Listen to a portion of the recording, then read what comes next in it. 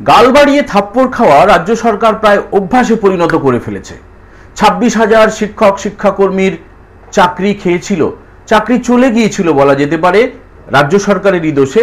Kolkata high court রায় দিয়েছিল, সেখান থেকে গিয়েছিল সুপ্রিম কোর্টে, এবং সুপ্রিম কোর্টে থাপ্পড় খেয়ে এখন রাজ্য সরকার আবার রিভিউ পিটিশনের জন্য আবেদন করেছে।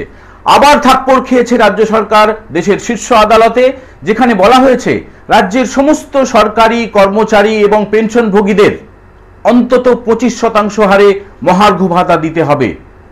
আজ থেকে ঠিক 3 বছর আগে মে মাসের 20 তারিখে কলকাতা হাইকোর্টও একই রায় দিয়েছিল।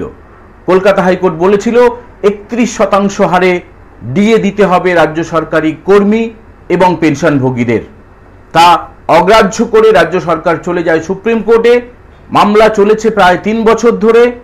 আজ 16 মে 2025 একটি ঐতিহাসিক রায় দিয়েছে দেশের শীর্ষ আদালত এবং বলেছে অন্তত 4 সপ্তাহের মধ্যে অন্তত 25% ডিএ দিতেই হবে রাজ্য সরকারকে, এবং এরপরে আবার শুনানি হবে আগস্ট মাসে।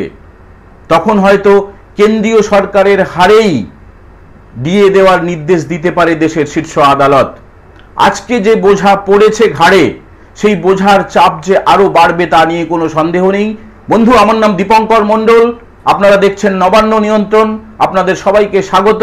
আমরা রাজ্য সরকারি কর্মীদের যে আন্দোলন, দীর্ঘদিনের আন্দোলন, 2 বছরেরও বেশি ধরে শহীদ মিনারের সামনে তারা ক্যাম্প করে যৌথ সংগ্রামী মঞ্চ তারা আন্দোলন চালিয়ে যাচ্ছেন বর্ধিত হারে ডিএর দাবিতে, এর পাশাপাশি শিক্ষা ব্যবস্থা সংস্কারের দাবিতে। এই নিয়েই আজকের আলোচনা। আপনারা এই ভিডিও দেখবেন, অত্যন্ত গুরুত্বপূর্ণ, অত্যন্ত তথ্যবহুল। পশ্চিমবঙ্গের সরকারি কর্মচারীরা এই মুহূর্তে ডিএ পান 18%। অন্যদিকে কেন্দ্রীয় সরকারের যে কর্মচারী রয়েছেন বা পেনশনভোগীরা রয়েছেন তারা ডিএ পান 55%। রাজ্য সরকার যদি সুপ্রিম কোর্টের নির্দেশ মেনে 25% ডিএ দিয়েও থাকে, তাহলেও কিন্তু বিস্তর ফারাক থেকে যাবে। এবং এরপরে যেটা প্রশ্ন উঠছে যে যদি কলকাতা হাইকোর্টের রায় মেনে নিতে বাধ্য হয় রাজ্য সরকার, তাহলে কোটি কোটি টাকা খরচ করে কেন সুপ্রিম কোর্টে আবার মামলা করতে গেল? কেন মমতা বন্দ্যোপাধ্যায় সরকারের আবার থাপ্পড় খাওয়ার প্রয়োজন হলো? সেই প্রশ্ন উঠে গিয়েছে। এর মাঝে আমরা দেখে নেব যৌথ সংগ্রামী মঞ্চের আহ্বায়ক ভাস্কর ঘোষ তিনি ঠিক কি বলেছেন। সংগ্রামী যৌথ মঞ্চের পক্ষ থেকে জানানো হচ্ছে যে আজকে ডিএ মামলা সুপ্রিম কোর্টে শুনানি ছিল। সেখানে কতদিন যেমন 50% রিলিজ করতে বলেছিলেন, রাজ্যের আইনজীবী বললেন যে সেটা একটা ক্যাটাস্ট্রফি হবে রাজ্যের ক্ষেত্রে, যেটা সম্পূর্ণরূপে ভুল। কারণ এর থেকে অনেক বেশি খরচা বিভিন্ন শ্রী প্রকল্পে রাজ্য সরকার করে চলেছে। যাই হোক, তারা মিথ্যা বলেছেন, কিন্তু জাজরা বলেছেন তখন যে 25% আপাতত রিলিজ করুন, যতদিন না এর শুনানি হচ্ছে ততদিন দিয়ে যেতে হবে, এরপরে বাকিটা ডিসিশন হবে, এবং জুলাই মাসে শুনানির দিন রেখেছেন। আমরা আনন্দিত না হলেও দুঃখিত নই, মোটামুটি খুশি আমরা যে আপাতত একটা রিলিফ পাওয়া গেছে, এবং জয়ের জন্য যে লড়াই আমাদের, সেই লড়াইয়ের একটা দিশা আমরা দেখতে পেয়েছি। আমাদের সাথে আমাদের আইনজীবী আছেন বিক্রম ব্যানার্জি। হাইকোর্টের রায় অনুযায়ী যেটা বকেয়া, তার 25% রিলিজ করতে বলেছে supreme court, subject to the result of SNT. July মাসে মামলা শুনানি হবে। ডিএ মামলায় এক ধাপ তো আমরা ডেফিনেটলি এগোলাম, কুইকলি আমরা রেসপন্স পেলাম এবং এগোলাম। আগামী দিনে যাতে পুরোটা নিয়ে লড়াই করা যায় এবং আইনি অধিকার যেটা কর্মচারীদের সেটা প্রতিষ্ঠা হয়, সেই লক্ষ্যে আমাদের লড়াই করতে হবে।